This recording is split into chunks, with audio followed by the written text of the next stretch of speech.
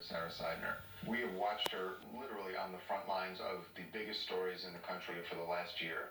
And sometimes she has been in incredibly dangerous situations. What you're seeing there, she just got hit by a rock. And that one was from Ferguson in 2014, but same point. Yes. Kept going. I mean, she and is kept going. Person.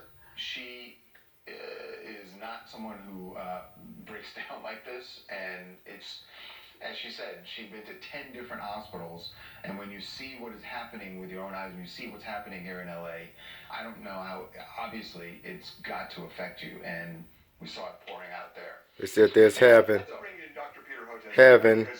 funerals in the parking lots.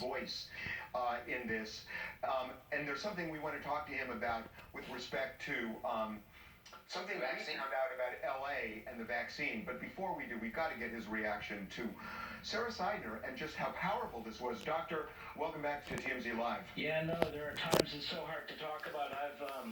I started to cry once on CNN New Day and once on MSNBC, and it's, you know, at the end of the day, we're humans, right? And you're talking about such profoundly sad news. It's sometimes really tough to get through. And, you know, and it's not so bad to show a flash of emotion sometimes, and it reminds people that you're human.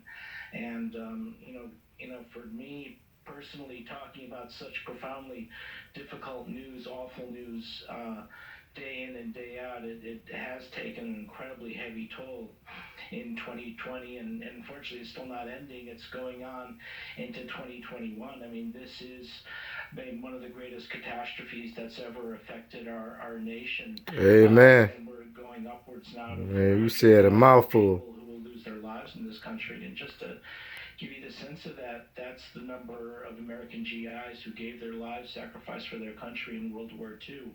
We're talking about something on that scale, and you know, how do you talk about that day in and day out and not have times where it's really gets tough to get through, and so I totally empathize with that. Doctor, last week we spent 4 days on a story. There was a clinic in LA that was inoculating doctors, but there were a huge number of no-shows for these appointments. They had 150 extra vials.